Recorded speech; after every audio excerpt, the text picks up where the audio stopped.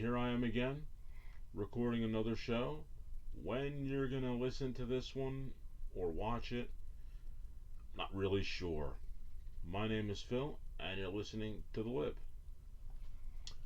Well, as I just explained, I don't really know when this episode's gonna go out yet because I'm recording this episode right now. Oh, what time is it? 5:25 on June 7th, or as the kids would say, 6/7. I don't even know why I just did that. But I will tell you that once again, yeah, I'm not really sure when this episode's going to come out because I had a good idea for a series of shows called Sitting on the Porch, and that's exactly what it's going to be. Me sitting on the porch over the summer for 3 different shows, one in June, one in July, and one in August. And I recorded the one for August, excuse me, the one for June, which I had planned on putting out on June 27th. I recorded that episode a couple days ago, and school was still in session, but I talked about a lot of things that involved the school. So I may be pushing that episode forward to June 13th, 2026. Real good possibility. Makes it more current. And if you look in the background, of course, by the time you see this, you would have already, if I had changed my mind and put that episode out on the 13th, you would see in the background of my window behind me, you would see teachers parked in front of my house if you look closely.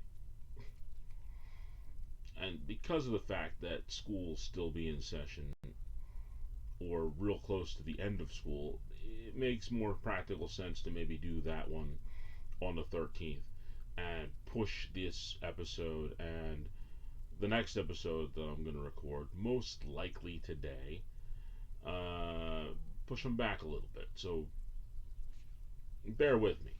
This episode, like I said, was intended to come out on June 13th, but like I said, more likely than not, as I'm talking it out right here doing this show now, I'm probably going to use the me sitting on the porch episode for June 13th, and more likely than not, this one will come out.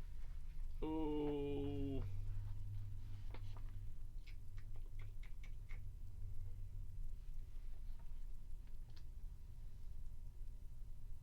probably going to be the 20th, June 20th. Might make this one June 20th. That's probably the way that I'm probably going to do that. And it's fine because this is a story episode. Story number 48 of all things.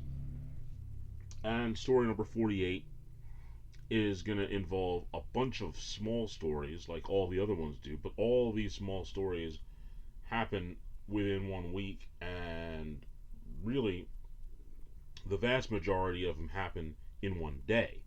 So it's funny that they all converge onto one episode because, well, it just makes sense. Without me thinking about it twice, all these stories need to be put together because realistically they were all the same day.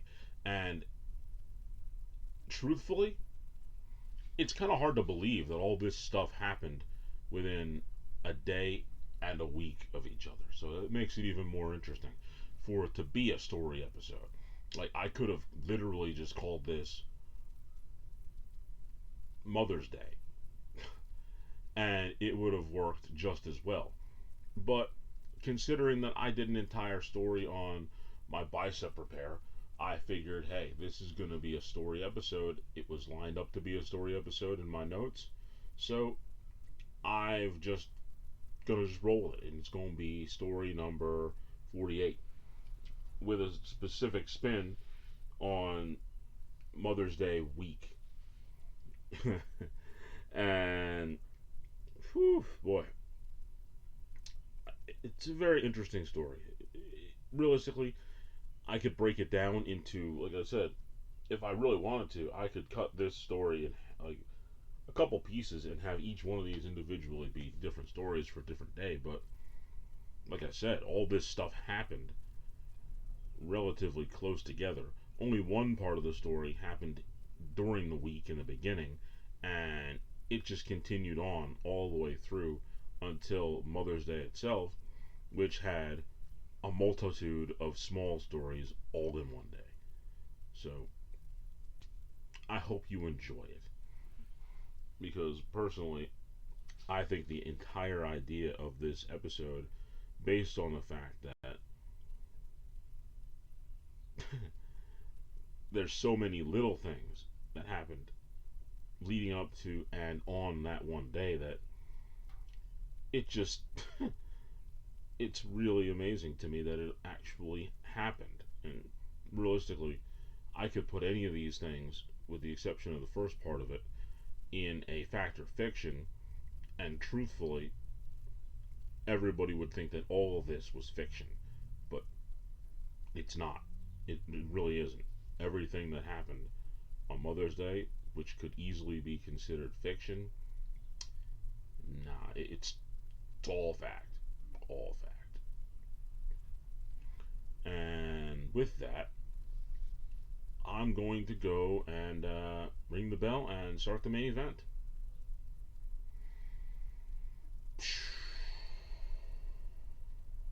Ready for this? I'm not ready for this. Story number 48. I need a drink.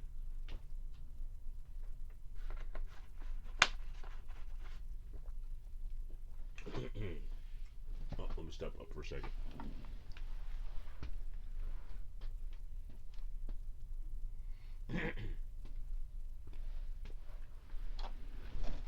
All right. Where to begin on story number 48, which is Mother's Day week. Now, without a doubt, every single person who's in existence knows that their birthday is the reason why their mother gets to celebrate Mother's Day. Now, my birthday happens to be May 5th, which, of course, is only typically a couple days before Mother's Day. This year was no exception. May 5th was the ultimate Taco Tuesday this year. Mother's Day was that Sunday, which was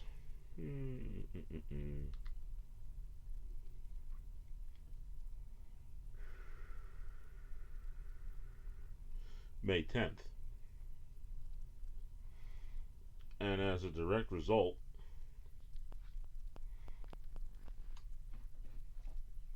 ended up celebrating Mother's Day just a few days after my birthday. Now, let me tell you the first part of this, which is always interesting. I laugh all the time. It turns out that for my very first Mother's Day, yeah, all the way back in 1978, when I was born that year, I actually figured out somehow not only what life was, but what Mother's Day was only a few days after I was born. And I ended up getting my mother something for Mother's Day, like that very first Mother's Day in 1978. Like, really. It was confusing. It was difficult, but yeah, I managed to get a necklace for her during that time. And don't ask me how, because first of all, I said I didn't know what Mother's Day was. I didn't know what a mother was. And, whew, excuse me, I most certainly didn't know what a present was. But here I was anyway, having to do all this. And so it began. We're going to fast forward all the way to May 5th, 2026, which is my birthday. my 48th birthday. I believe I mentioned that earlier. And the day before, Monday, the 4th, was just a regular, normal day. I was calm, cool, collected. I've been relaxed, but my back really started to hurt badly that night on May 4th, and it carried on through my birthday. And boy, I tell everybody after I had my injury, I typically walk around during that scale of when people say, what is your pain threshold? 0 being no pain at all, and 10 being the most pain you've ever been in. I generally walk around at a 6. That's like my baseline now for the last 4 years. Yeah, since 2022, that's been my baseline, 6. So I'm pretty much walking around at a pretty good clip of pain most of the time.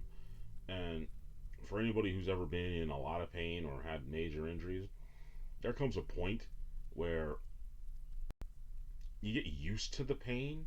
It sounds weird to say that like that, but you get used to it. And that's why being at a 6, which is horrible, you get normalized and you just sort of walk around with it. And then, of course, when something happens, you turn the wrong way, you stand up too quick, whatever it is, you do something that tweaks it, and then that 6 goes up to 10, 12, 15 in my case on the week of my birthday. Like I said, it's May 4th specifically. I probably went up to about a 34, and it was just ungodly awful. It was just horrible pain. And I did my Taco Tuesday thing. I hung out with the kids, had a great time. But my goodness, to explain in terms of like level just how much pain I was in, it was dictating my entire rest of my week. It was that bad. I had did I tell everybody about the cane that I had made from the tree branch that fell down in 2025 in June during a really kind of nasty storm we had? Took down a lot of power lines, pretty bad. The worst damage in my house was a pretty good sized tree limb came down. Didn't do any damage, but I took that tree limb and I took a piece of it and I debarked it, sanded it with 40 grit, then with 180 grit, and then finally with 1,000 grit over the last year, and came up with the cane that I have. Now, this is the very object that I used to ward off the individual who was about to inject himself with some type of drug on my porch. But the whole point of that cane was my mind was hindsight being 2020. Like the hip hurts, the knees are not great. Like I said, the one has a lot of arthritis. That's the right one. The left one has had 2 arthroscopies, or they went in and they removed a little bit of cartilage and smoothed it out. So it's just a matter of time in my mind at 48 before I may need other surgeries, a hip or one of these knees. But my theory is that this cane is probably going to help me out quite a bit. And this cane has become a good friend of mine over the last years. I've been sanding it and treating it and filling it with wood filler, and eventually I'm going to put some resin in it because it's got some cracks that are running through it. I think that if I fill those cracks in with some resin, it'll both look cool and it'll be a little bit more sturdy. And I figure I'm going to end up using that sucker over time because it's going to be a necessity, perhaps. Hopefully, more so in the future, but even now, there are definitely days where I have to grab that sucker and use it for what its purpose is. just really glad I got it. And the funniest part about it is one of my favorite nicknames for it, besides the beaten stick, after what I had to do to that individual who was on my porch, I also call it the what was it? The $300,000 cane. And it's very simple because that was pretty much the purchase price of the house. And if we didn't buy the house, wouldn't have had the tree on the lawn. And when that branch fell, wouldn't have just been able to take it. So by default, that cane of mine, $300,000 by default. But of course, the good thing about it is it's appreciating in value, which is nice. And I can smile and say that. So it's worth a little more than $300,000 now. But in truth, all week long after May 4th, I've been trying to figure out what I did, and that's the worst part about with injuries in general when you've had them and they last a long time. Sometimes you don't know what you did to aggravate an injury when it already hurts at a certain level. You don't know if it was something you did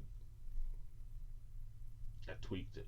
Yes, I know I've told people that yes, I do go to the gym because it's essentially the physical therapy that allows me to move. If I didn't go to the gym and work out at a certain clip, like there's certain things that I will not do at the gym because I know it's just going to aggravate the injury and probably make me like really stupid. Like you won't see me pulling up in a gym and putting 350 on the bar and getting ready to do some deadlifts. Mm, those days are over.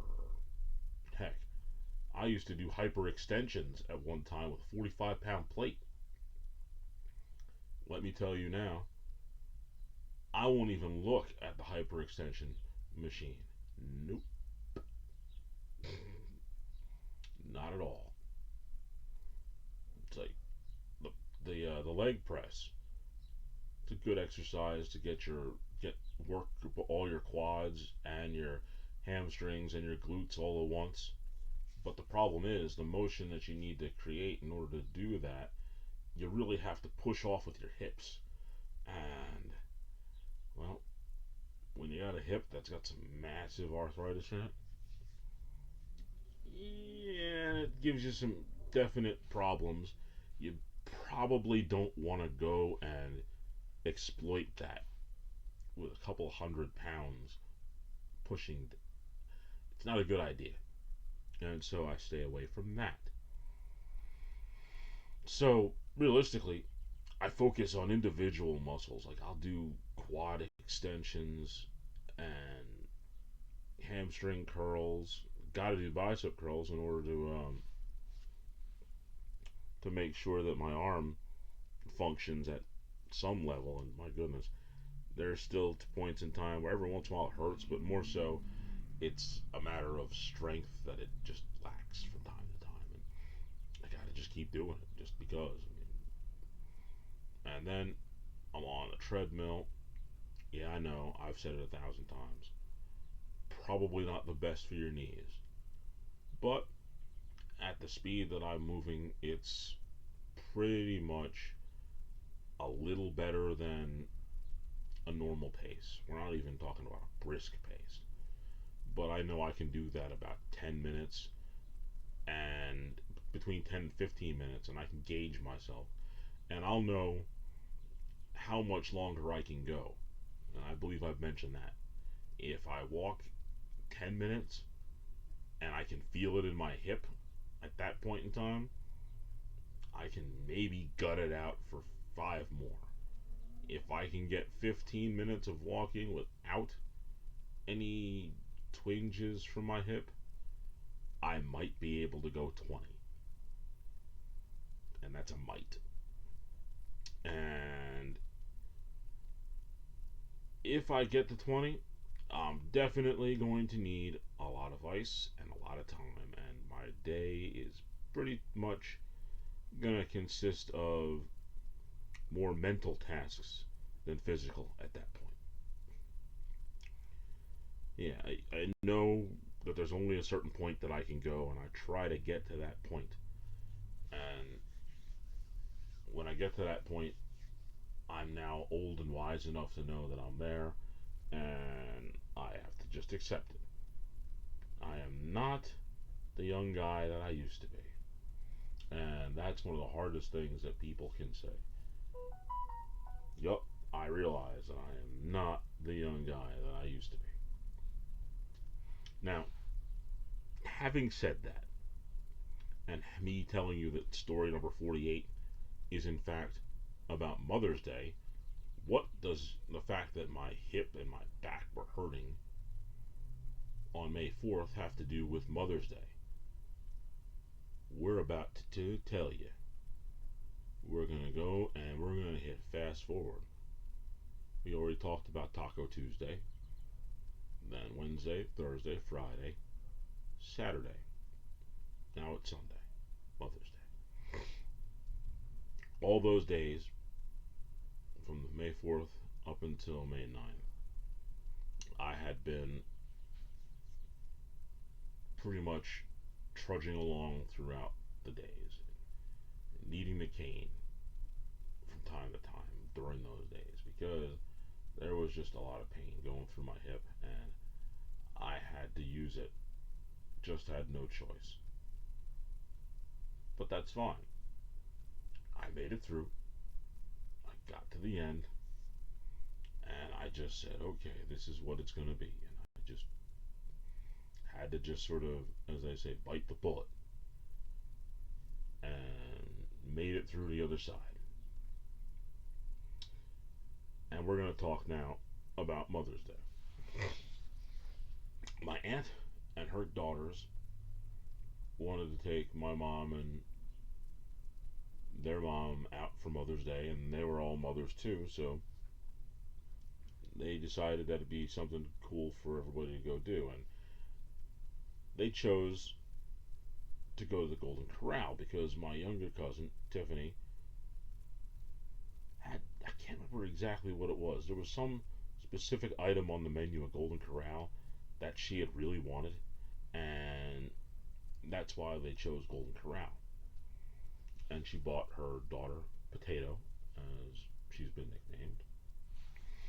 And my other cousin, Shy, brought her kids, and we all went. And it was going to be a great time. Of course, it was. We start off, however, you got to remember that it is, first of all, Sunday. And anybody who knows anything about church and Sunday and buffet style restaurants should know that those are big time days where people are going to come out and eat and gorge themselves for as long as they can, because it's good to have either your family who comes with you from church or even your whole church family will go to a restaurant like this. Sometimes it's Chinese buffet, the old restaurant, Old Country Buffet, which is closed a couple years back. That was one of the big staples that some of the churches that I went to would go to, and they'd have other times would just be the core family would go, but it would still be that sort of buffet. And here it comes, the Golden Corral on a Sunday, which is usually, like I said, going to be fairly packed.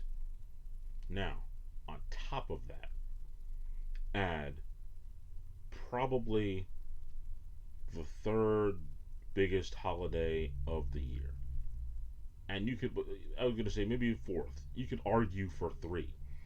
And in some universes, you might even consider it two.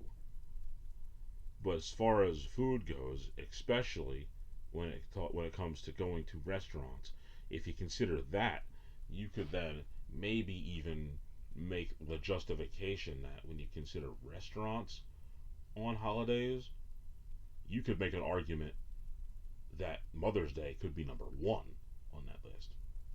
Not even just all holidays, because most people will eat at home for Thanksgiving, Christmas, and Easter. But a lot of times you're going to take mom out to eat.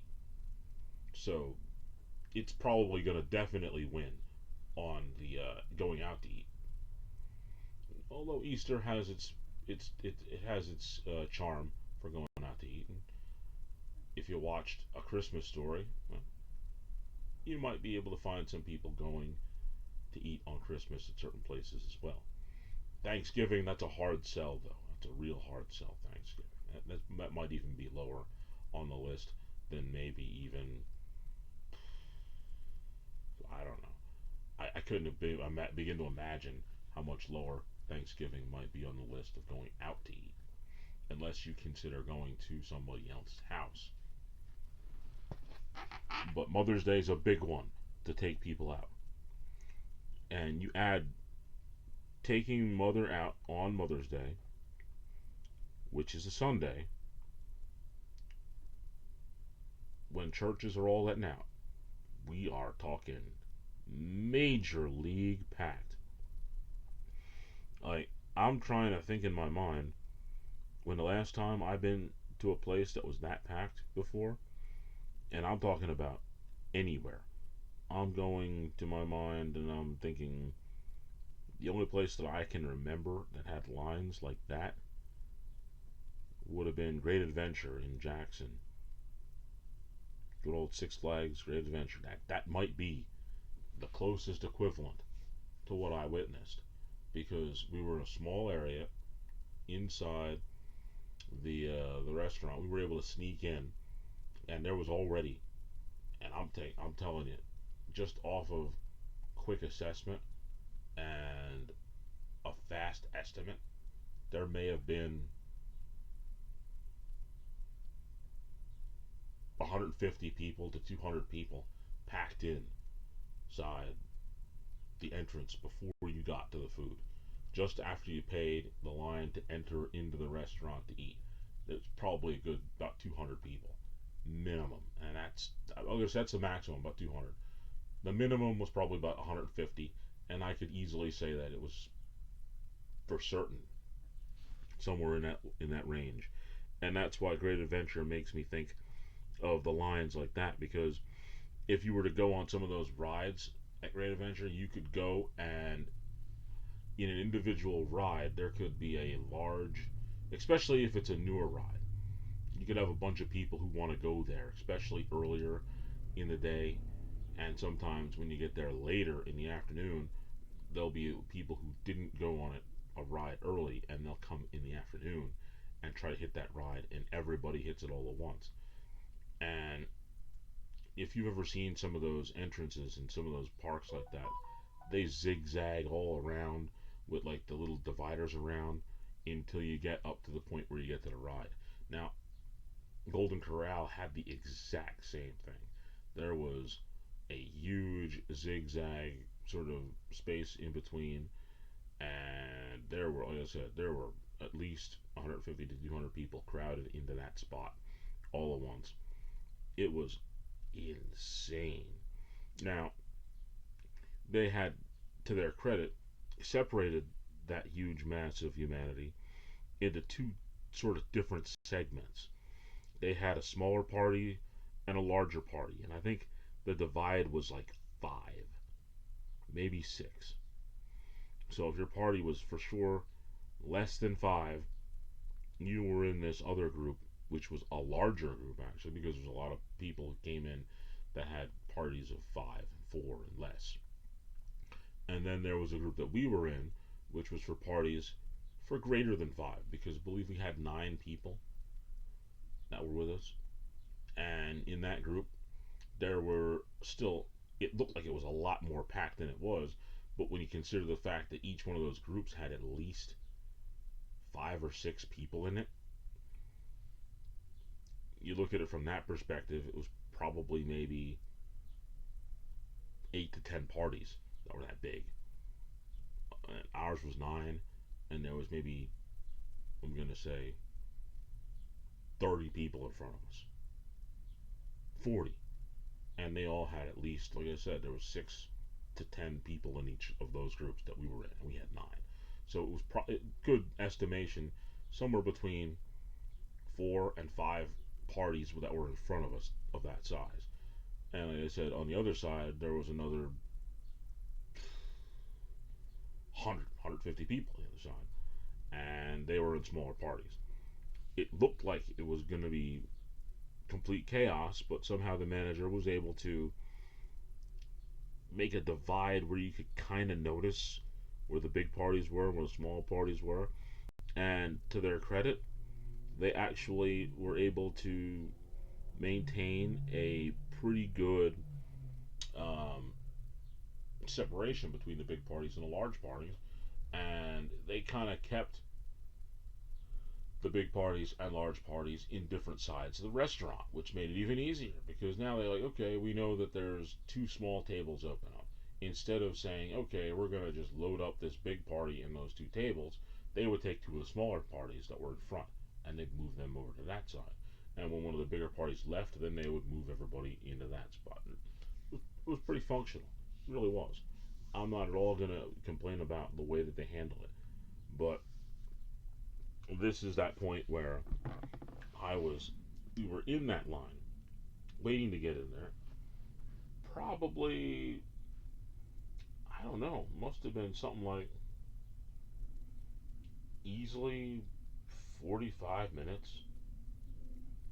And man, that 45 minutes, because my back was still hurting, it literally felt like 45 years.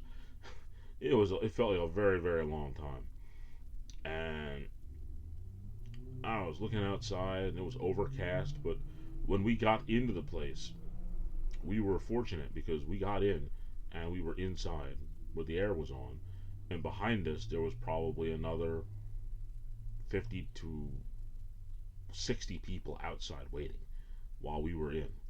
And then we finally got through. We cracked the line up, we got in, and we got seated. And now comes a more interesting part of the story. In fact, this may be the most funny or probably my favorite part of the whole story. And this is the part where we sit down and we eat. And we eat. And we eat. And we eat. Now remember, I snuck it in pretty quick, so I don't know if you caught it. When we were inside waiting in line, it started to get overcast on the outside. Now, what where they placed us was a pretty cool area. It was not inside the general restaurant, but there was an outside portion, sort of, where they had sort of an open air area that had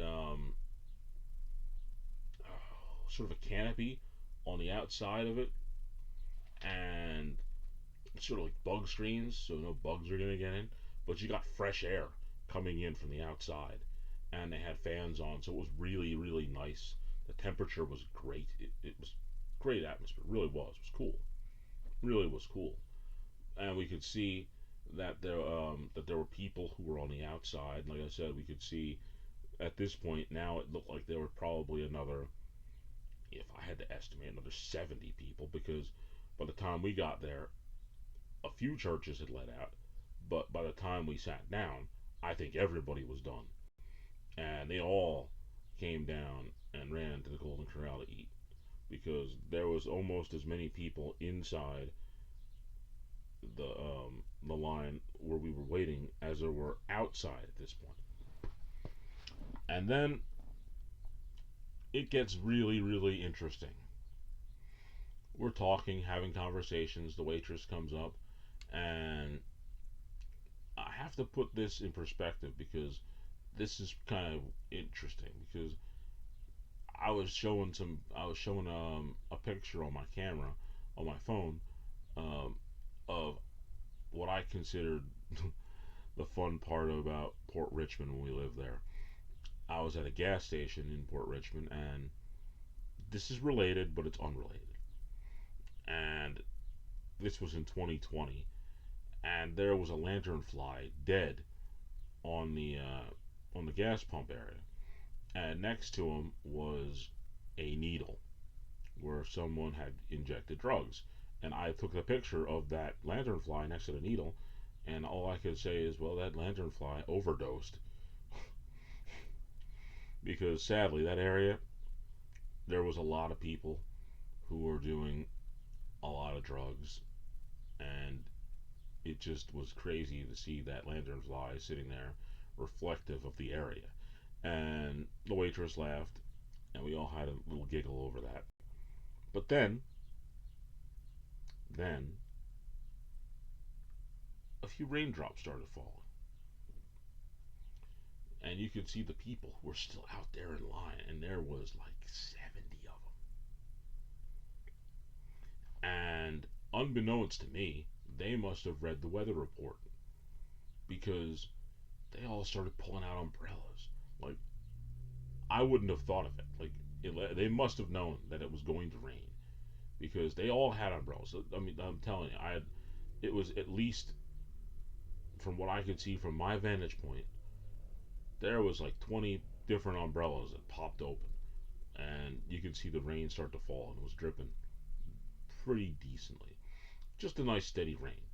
Now, mind you, we were in this little canopy area, and there's like a metal roof, and you could hear the raindrops hitting on the roof, and it wasn't anything to worry about. And the only thing was, at this point, the rain started coming in through the mosquito net. So what they did was they ended up closing the canopy, which was really cool. I thought that was one of the coolest features of that entire area. They went in, they had a key, and they turned it, and instead of being able to see out, now all of a sudden we couldn't see out anymore because the canopy came and dropped down so that the rain wouldn't come in through the mosquito net, the bug net that was there. And all was right with the world. Or so we thought.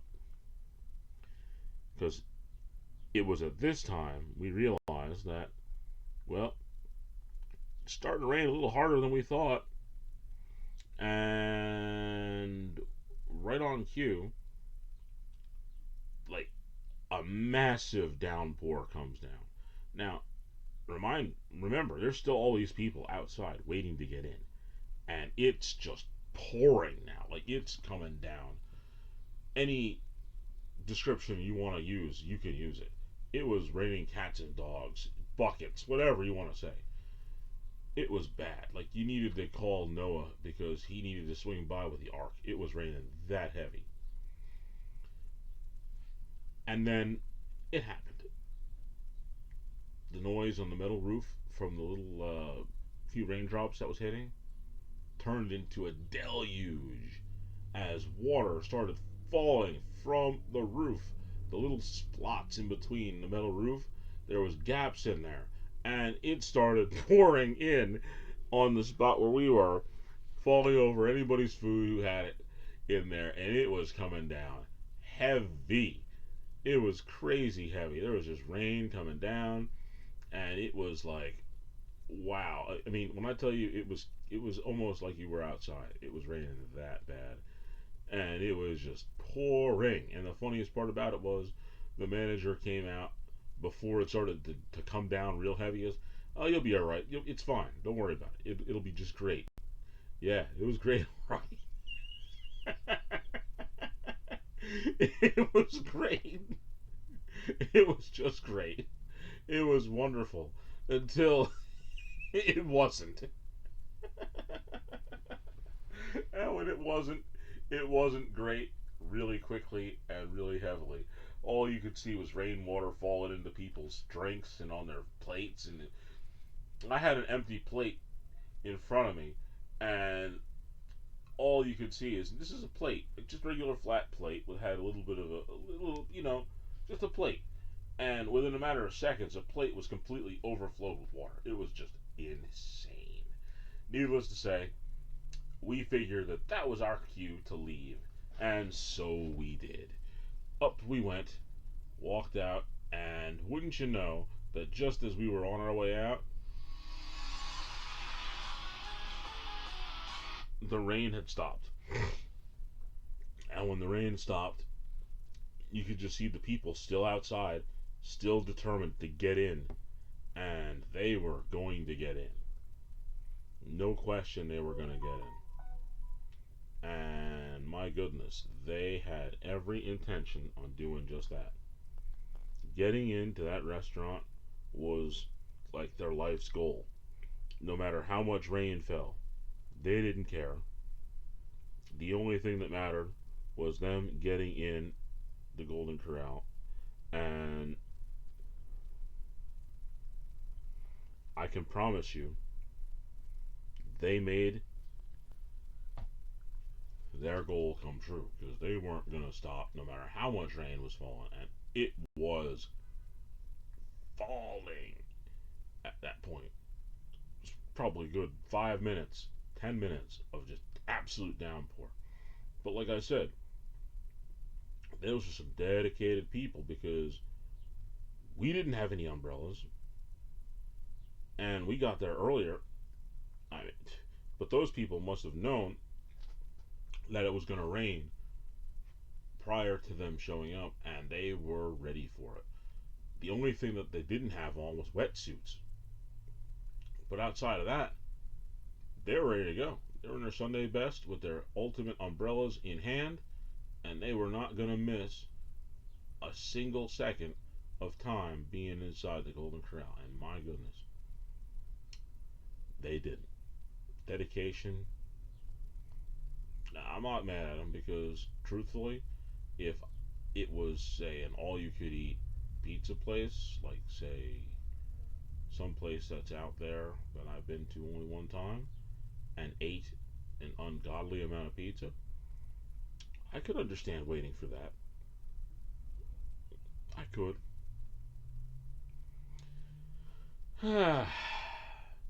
But, having said that, the most fun part of that evening, fortunately, you see, this is how things work out so well.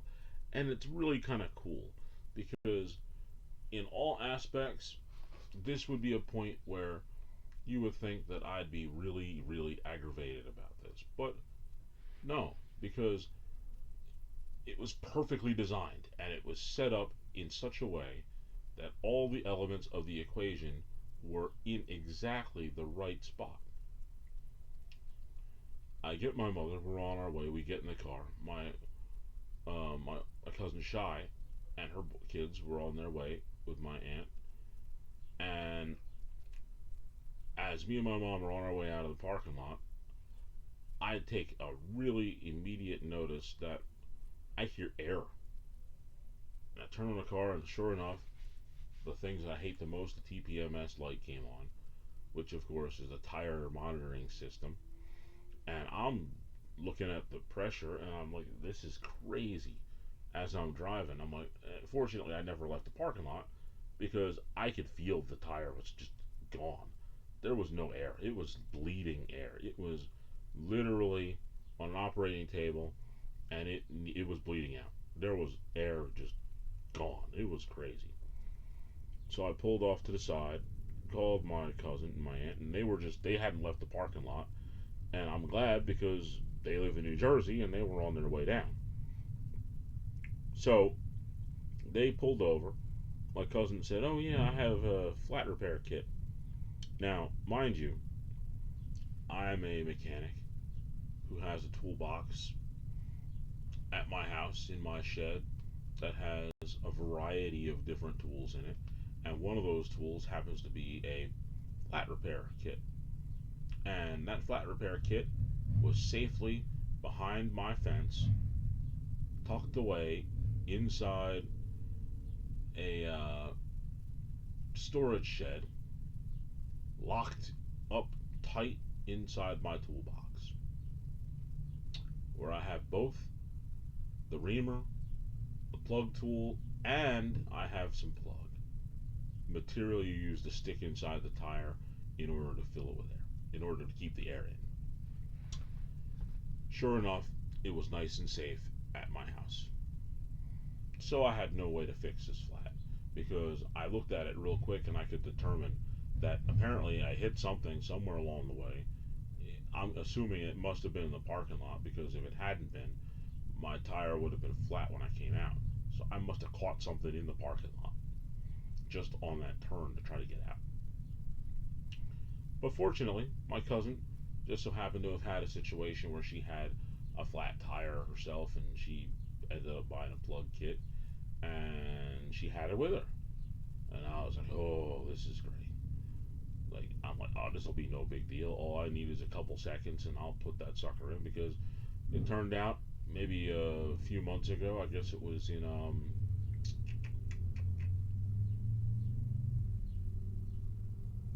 late December, early January, when I bought my tablet that I'm using to record this show on right now. I also bought a miniature car air compressor. So I'm like, oh man, I could fill this sucker up with air and I can find where this problem is. And you see, this is how things connect and work their way out really well. Now, at first, I couldn't find where it was leaking. But but remember, we're in the parking lot of the Golden Corral after we just ate and it had just poured rain.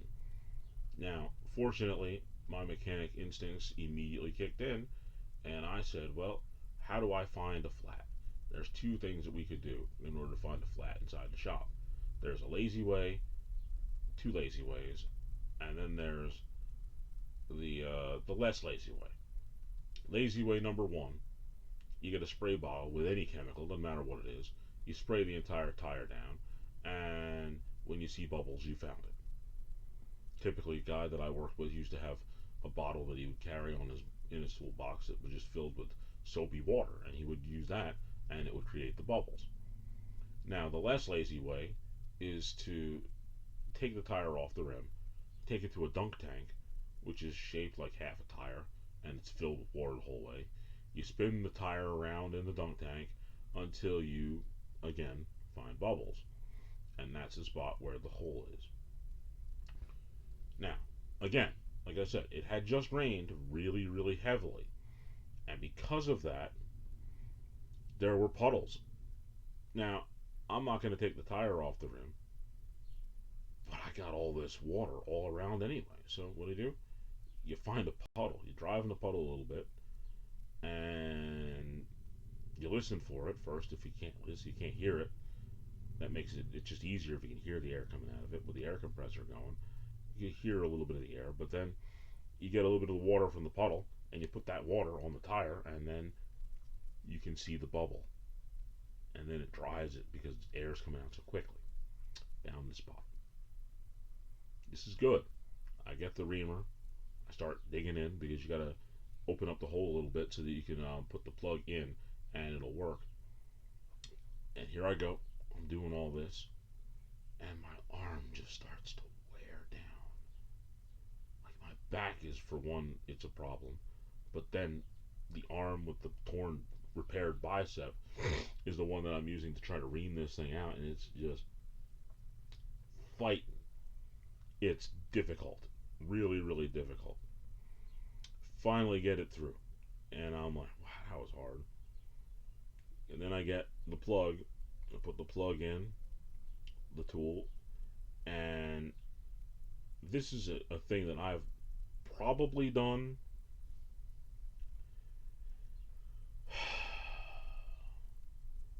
in my time in shop. I probably fixed flats with the plug kit like this easily, sometimes 3 to 5 times a day for 5 days for like 6 years. So it's not anything to say that I hadn't done it for a long time, and I've probably done a few thousand of these plug repairs. But my arm was not going to cooperate when I needed it to. I had to borrow the strength of my 10-year-old nephew, my cousin's son, to have him force that thing in there. And he got it. And I was like, man, that's good, man. You're good. Because This old man's arm was just not going to allow him to do it. And I was just like, whew, couldn't believe it. Going back to what I said earlier, of that point when you realize, man, you're just not what you used to be. But I'm glad I had that good, strong, young guy there. Good old Jeremiah. Now, he's a little guy right now, but he's got some genes in him that are going to make him a very big guy, which is going to be nice because I'm kind of banking on him and his brothers as my second career. I'm going to try to get them to be pro wrestlers and I'll be their manager. They'll have the size. They'll all be like 6'3, 6'4, 240, 250, 260 maybe. There'll be some big boys. And I could be their Paul Heyman. And that would just work. It's like Uncle Phil and his boys. I'm excited. But of course, I gotta wait another 10 years or so. They gotta get to that right size, you know. They gotta grow. They gotta get bigger and stronger. But it'll happen. Oh, it'll happen. Well, after we plugged the tire, all was right with the world. My mom wanted to go and pick up a few things at Walmart, and while there, one of the things that was on the list that just materialized on the list is something that now sits in my car even as we speak. A flat repair kit. Yep. So I have one back here nice and safe in my toolbox, and I have one ready for use in my car. And pretty much that was Mother's Day week, and Mother's Day specifically. It was a very interesting time. And if I could be perfectly honest, if there's a Mother's Day that I'm probably not going to forget, Mother's Day 2026 is probably it. Alright, on that note, I'm going to ring the bell and going to end the main event.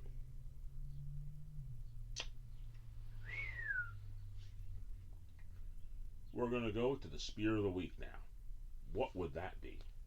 What does a Spear of the Week look like? Well, going back to that story, the only thing I could think of would have to be,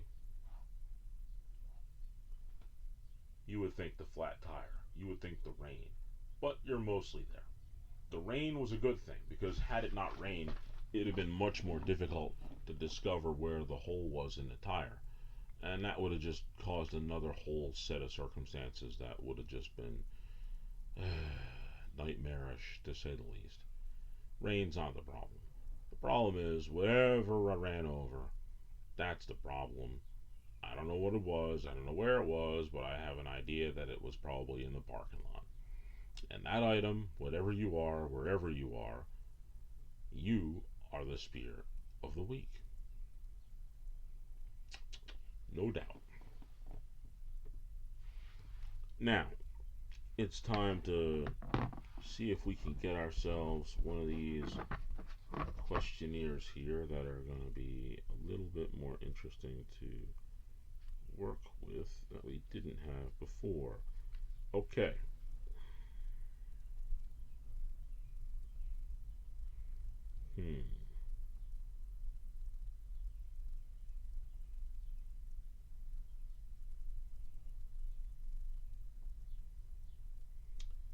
I don't want any part of that. Not right now.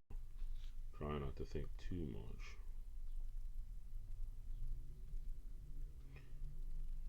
Well,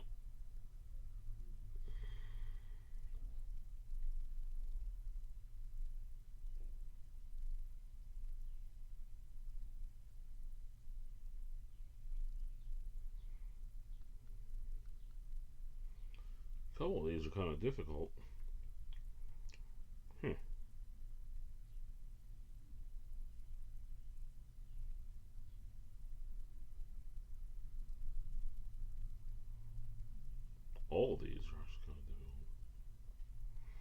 So let me do this one.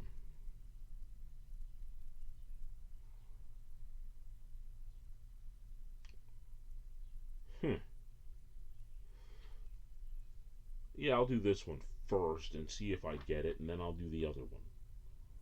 What do these three things have in common? These three things are all people, and that's two different sets of them. The first three people are Karen Carpenter, Mo Howard, and Barry Gibbs. Karen Carpenter, Mo Howard, Barry Gibbs.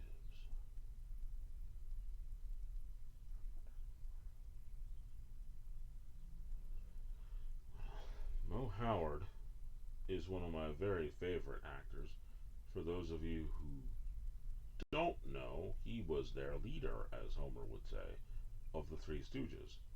Um, what does he have to do with the other ones? Carpenter, Gibbs, Howard. Carpenter, Gibbs, Howard. Gibb, and now Barry Gibb. Hmm. Did they all die the same year, maybe? Oh, I can't think of a thing.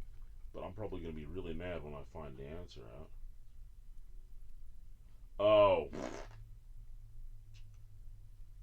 it's even stupider.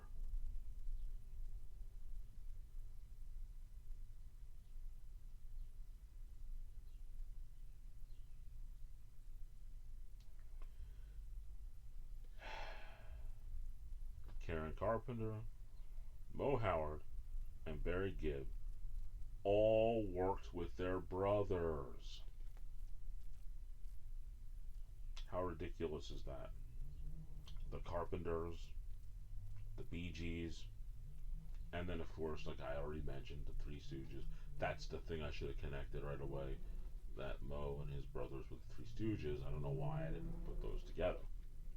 But I didn't. So I got that one wrong. And this other one that I wanted to do is one that I think I was going to get right, but I'm probably going to get it wrong now. Chris Berman, Kurt Herbstreit, and Lee Corso. My immediate answer would be they work for ESPN.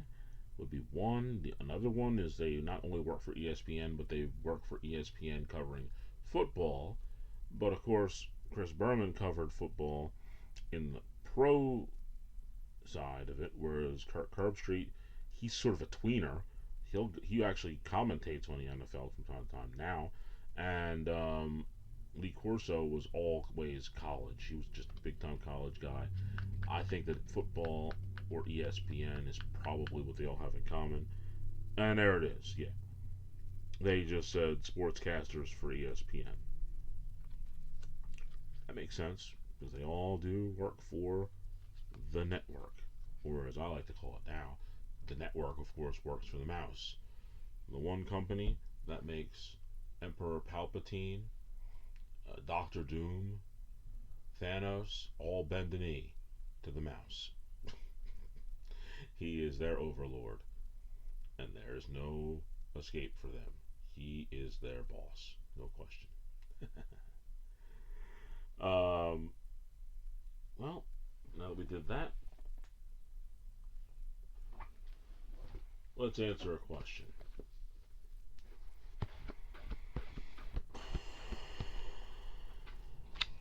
Close to the end.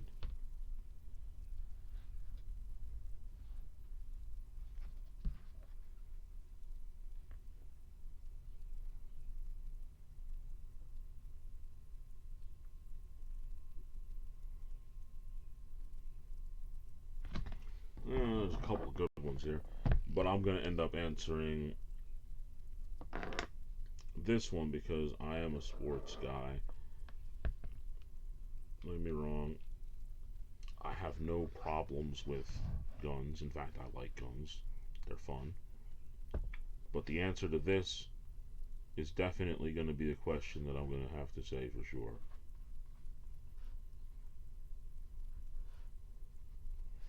And it's a very not a complex answer to this question, but it's a question which is answered and it covers the sports in general. The question is, which do you think is bigger, the World Series or the Super Bowl? Now, for me, you could remove World Series and you could put in NBA Finals, and my answer would still be the same. My answer to that question is the Super Bowl. And the reason is because, well, for example, as I'm recording this episode on 6/7, June 7th, 2026, the NBA Finals is between the New York Knicks and the San Antonio Spurs, and they play on Monday, the 8th. And right now, as I'm recording, by the time this episode comes out, either way, the series could very possibly be over. Turns out the Knicks are leading 2-0 right now, and they're going back to New York for those next two games. It's very possible that the Knicks could win their first NBA championship since '73, which was 53 years ago, I believe. And why do I think that I could, first of all, interchange baseball and basketball? Well, for that reason.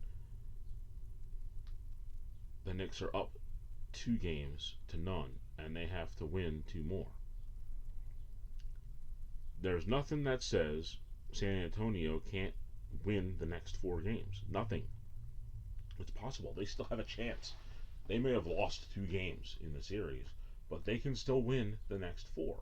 Or even they can win 4 out of the next 5. And they can still win the championship. Baseball, the same thing. The World Series, you have 7 games.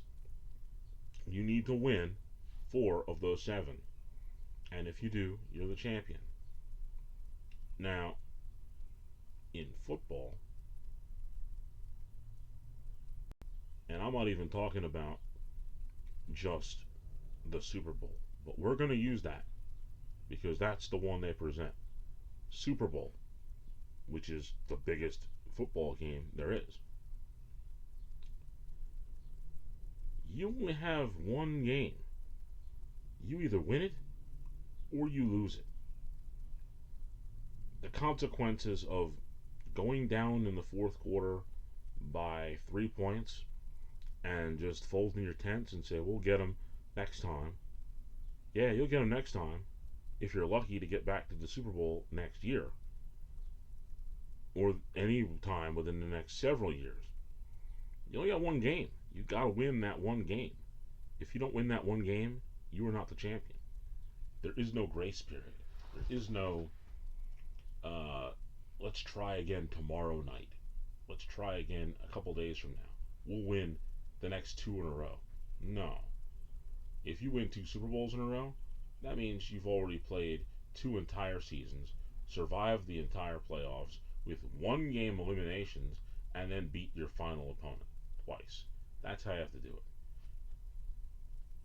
In the NBA, or more so the World Series, the Major League Baseball, which is what they're really talking about here, we're just not at that point. That's why I chose to use the NBA as my example, that you could just interchange the two when this question is brought up.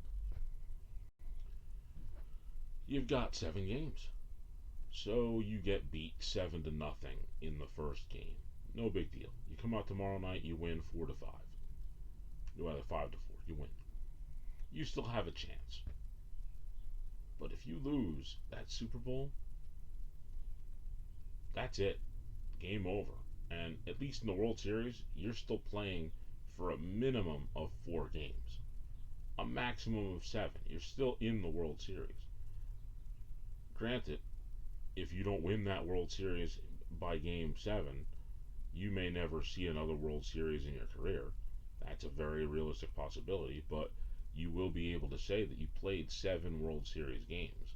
Whereas in football, you are on a team that goes to the Super Bowl and you lose, you may never in your entire career get to go back to the Super Bowl. Ever. It's very possible. Happens all the time.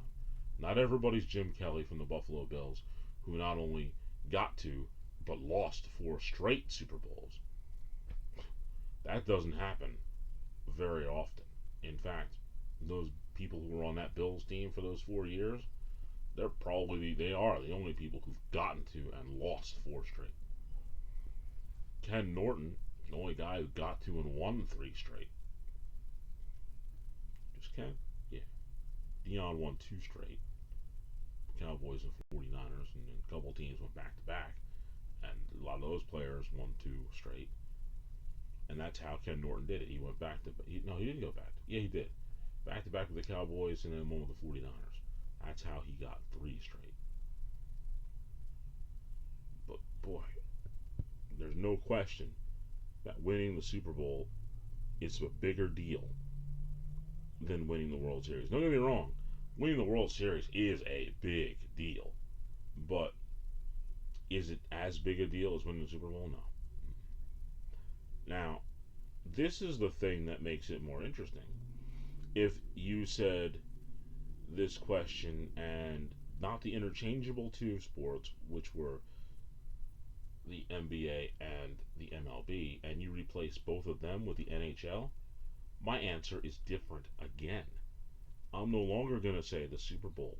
As much as the Super Bowl is a one game thing, even though the Stanley Cup playoffs, you still have 7 games to win. You got to win 4 out of 7 in order to become Stanley Cup champions. But, hear me out. There are 60 Super Bowl trophies. There are well over 100 World Series trophies. There are, I can't remember, there's a bunch of NBA championship trophies that are spread throughout the league. There is only one Stanley Cup. That's it, just one. And every player who wins the Stanley Cup gets to keep that cup for a day. As much as I love football, I've said it before and I'll say it again. When it comes to championship items, there's levels to this thing. Like, if you were going to tell me which of the championship hats would I want more than any other, the answer is the NBA hat. That's the best hat. The best hat by far. No question. If you were going to ask me which shirt do I want to win? Oh, no question. I want the Major League Baseball World Series shirt. I want that shirt. I think that shirt's coolest. It just always is. Just seems, for me, for some reason, I just think that the shirt for the Major League Baseball World Series champion, that is the coolest shirt. Now, rings, there's only one ring. Despite all these newfangled rings that everybody's getting now, the best rings of all are the NFL Super Bowl championship rings. There's no ring better than that. None. And then when it comes to the trophy, there is none that tops the Stanley Cup. No matter what sport. Olympic gold medal is a very close second. But in that same vein, granted, there's only one gold medal for each event, but each event does have a gold medal, meaning that you can go to the Olympics and there's going to be, I'm just throwing it out there as a number, 50 events. There will be 50 gold medals. Stanley Cup, one. That's it. Just one. There is no other. Just one. That's all. So, it's like anything. Any valuable thing, the less of it is, the more valuable it is. And there's only one Stanley Cup. That makes it the most valuable trophy of all. But once again, to finish off the answer to the question, which do you think is bigger, the World Series or the Super Bowl? For that being the question, no question, it's the Super Bowl. with all those asterisks that I've added. Okay, it's time to shut the show down. And I do, in fact, believe that I talked myself into Sitting on the Porch episode being the one that you're going to hear on June 13th. That's going to be the one. I've made the decision. I've changed my mind. That's how it's going to play out. This episode, to be determined, but expect it. Most likely, it's going to be June 20th. If not, it's June 27th. But for sure, it's going to be one of those June 20 days. That's fact. 27th or the 20th. That's the way it's going to be. I can promise you that I enjoyed doing this episode, reliving Mother's Day 2026, an unforgettable Mother's Day. I would ask you to check me out on Instagram at Philip Henderson 520, rather 5210. Oh, wait, 5201. I can't even remember the name of it.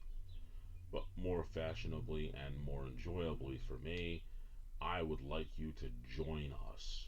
Join us. Join us, our Facebook group, the Lip Facebook group. Join us. There's always room for one more. Always in. And the most important thing you could do is subscribe to at Phil the Lip here on the YouTube channel. Check out all the rest of the content. And now it is time, once again, for the words of wisdom. Where are we going to go with these words of wisdom? I have a couple of new ones. I always have new ones. Let me see. Well, you know what? This one is appropriate for that. It really is. I'm going to use this one. Now, the reason why I'm going to use this one is because in that same parking lot when we went to the Golden Corral, there were a few other restaurants that were there. There was a Texas Roadhouse that was there, and the other restaurant, which of course was just a nightmare to look at because people were using that other restaurant as an overflow for both the Golden Corral and for the Texas Roadhouse. And it brought a tear to my eye. And the answer to this is real just obvious. The reason why this one is near and dear to my heart, these words of wisdom, is because I got to look across at this restaurant, which was only overflow for those other two. So there's somebody out there who you know who resembles this remark, as the great late Gorilla Monsoon would say. You're a bigger disappointment to me than a Chick-fil-A drive-thru on a Sunday. Somebody out there resembles that remark for all of us. You're a bigger disappointment to me than a Chick-fil-A drive-thru on a Sunday. There ain't many things that are worse than that. So sad. But on that note, my name is Phil, and you've just listened to The Lip. If you don't know, Chick-fil-A is closed on Sunday.